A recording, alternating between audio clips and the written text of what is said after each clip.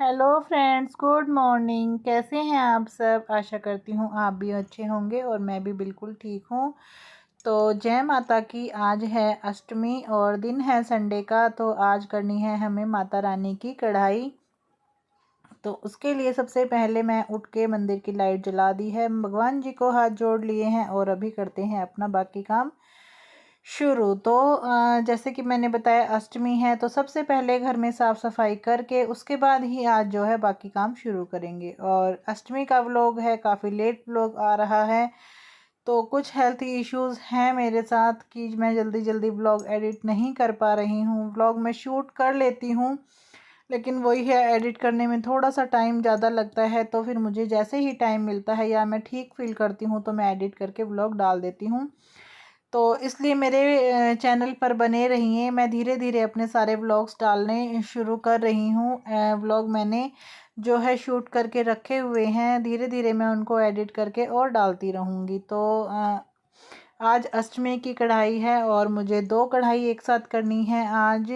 तो इसीलिए मैं थोड़ा सा जल्दी उठी हूँ। वैसे तो आज संडे है तो इतना कोई जल्दबाजी नहीं है। हस्बैंड की भी छुट्टी है, देवर की भी छुट्टी है, सबकी छुट्टी है, सब घर में ही है। तो जो है काम धीरे धीरे से हो जाएगा, लेकिन फिर भी 2-2 कढ़ाई करनी है तो टाइम से उठकर मैं लग गई हूँ अपने काम में। और इस टाइम पर बच्चे अभी सो रहे हैं। धीरे धीरे मैं उनको आवाज़ लगा रही हूँ और बोल रही हूँ कि बच्चे उठ जाओ। और अब वो भी साथ साथ उठ जाएंगे तो यह है कि काफ़ी काम में बच्चे भी हेल्प कर देंगे और सारे ही मतलब मिलजुल कर फटाफट से काम हो जाएगा। तो मैंने झाड़ू निकाल दी है और मैंने अब शुरू किया है पोछा लगाना। और पोछा मैं इसी तरीके से वाइपर पे लगा के लगाती हूँ तो जल्दी भी लग जाता है और अच्छे से साफ़ सुथरा भी लग जाता है। बैठ के इतने अच्छी तरीके से मुझसे नहीं लग पाता है, या फिर मैं जो वो दूसरे वाला मोप आता है स्पिनर वाला, उससे लगा देती हूँ, लेकिन उससे मुझे ज़्यादा टाइम लगता है और वाइपर में लगा के फटाफट से लग जाता है। तो मुझे ईजी इसी से लगता है और वैसे ज़रूरत होती है कभी तो मैं उससे भी लगा लेती हूँ। तो अभी मम्मी भी उठ गई थी और मम्मी अपना ब्रश वगैरह करके तब तक फ्रेशन अप होंगी। तब तक मैं ये है कि मैं अपनी सफाई कर लेती हूँ, उसके बाद मैं अपना नहा धो के किचन में जाऊँगी।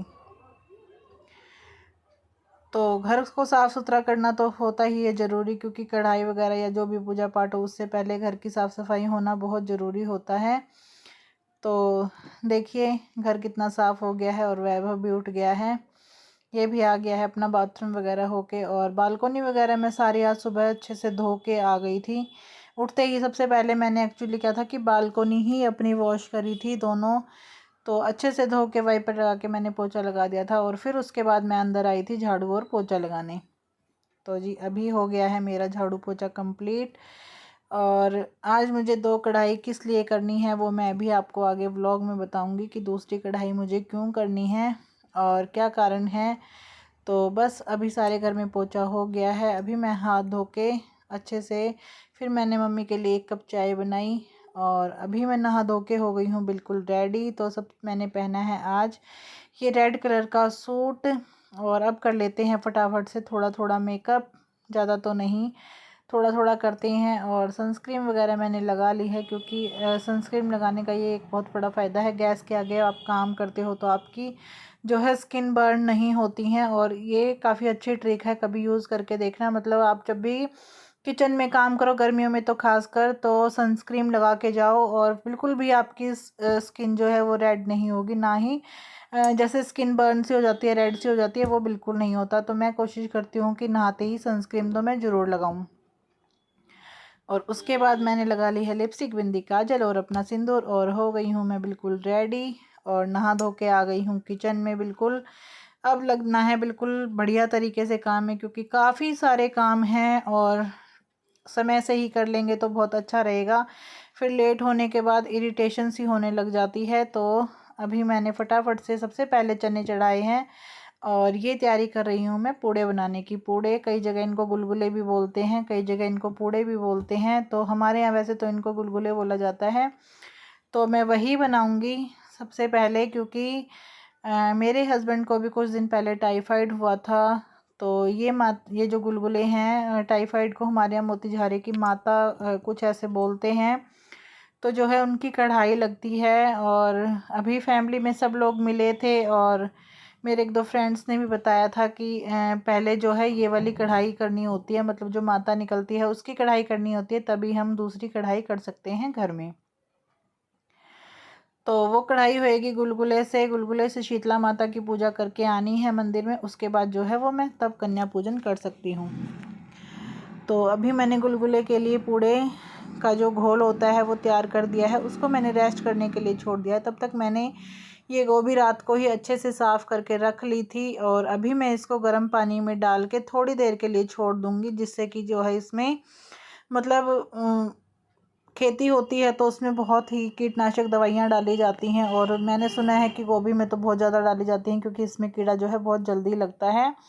तो उसी के लिए मैं पहले गोभी को अच्छे से 1-2 बार वॉश कर लेती हूँ, और उसके बाद गर्म पानी में नमक और हल्दी डाल के फिर मैं गोभी को 5 से 10 मिनट के लिए उसमें छोड़ देती हूँ, जो तो है उससे गोभी में एक मतलब अच्छा फ्लेवर भी ऐड हो जाता है, और जो भी उसमें बैक्टीरिया होते हैं वो सब निकल जाते हैं। ऐसा मतलब बताते हैं, तो मैंने भी ऐसा ही करना शुरू कर दिया है। और आलू वगैरह मैंने काट लिए थे, तो जब तक मेरी गोभी गर्म पानी में डिप रहेगी तब तक जो है मैं मसाले की तैयारी कर लेती हूँ। टमाटर वगैरह मैंने पीस लिए हैं, और आज आलू गोभी मैं बहुत ही अलग स्टाइल से बना रही हूँ। मैंने लंबे लंबे आलू काटे हैं, और गोभी भी थोड़ी मोटी मोटी काटी है, तो उसी हिसाब से मैं अभी आलू गोभी की सब्ज़ी बनाऊंगी। और जब भी मैं कोई पूजा पाठ करती हूँ, तो मैं कभी भी, आपने देखा होगा मेरे पिछले व्लॉग्स में भी, मसाला दानी से मैं मसाले कभी भी यूज़ नहीं करती।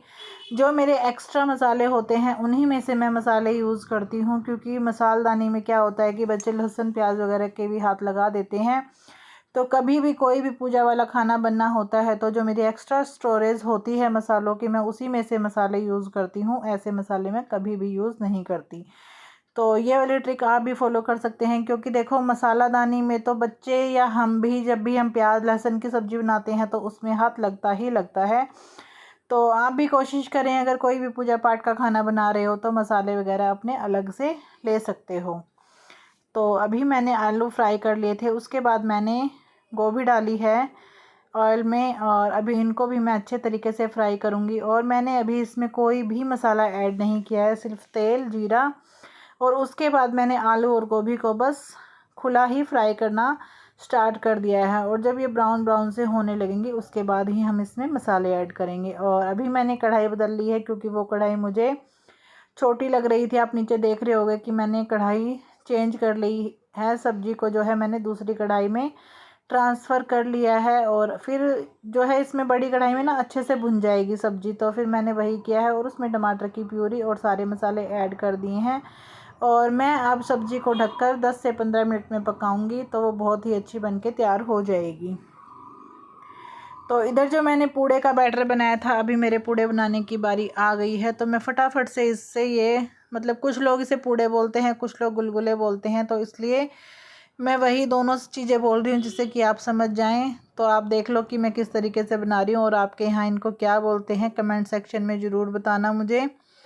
तो आज इनकी ही जो है शीतला माता की कढ़ाई लगेगी, जो मोतीझारे वाली माता निकली थी उसकी। तो मैं ये अभी बना के फिर मंदिर जाएंगे मैं और मेरे हस्बैंड, फिर वहाँ पूजा करके आएंगे। उसके बाद जो है कि मैं बाकी काम करूँगी, और उसके बाद ही जो है हमारे यहाँ कन्या पूजन होगा। तो ये कुछ बातें ऐसी होती हैं, जब तक नहीं पता तो कोई बात नहीं, लेकिन जब पता लग जाता है तो उनको समय से कर लेना चाहिए, ये बहुत ज़रूरी होती हैं। जो भी हमारे रिचुअल्स हमारे बड़ों ने बनाए हैं या जो भी चलते आ रहे हैं, उनको जो है फॉलो करना बहुत ज़रूरी है। कई लोग न्यू फैशन या न्यू कल्चर समझ के मतलब लोग भूलते जा रहे हैं इन सब चीज़ों को, लेकिन ये भूलना हमें भारी पड़ जाता है कभी कभी।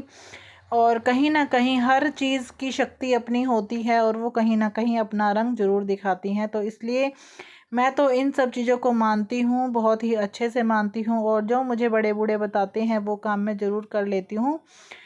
तो ये मेरी एक अच्छी आदत है कि मैं जब भी मुझे कोई बड़ा बूढ़ा मिलता है और मुझे कुछ नहीं समझ में आती, तो मैं उनसे डिस्कस करती हूँ, जिससे कि मुझे काफ़ी सारी चीज़ें पता चलती हैं।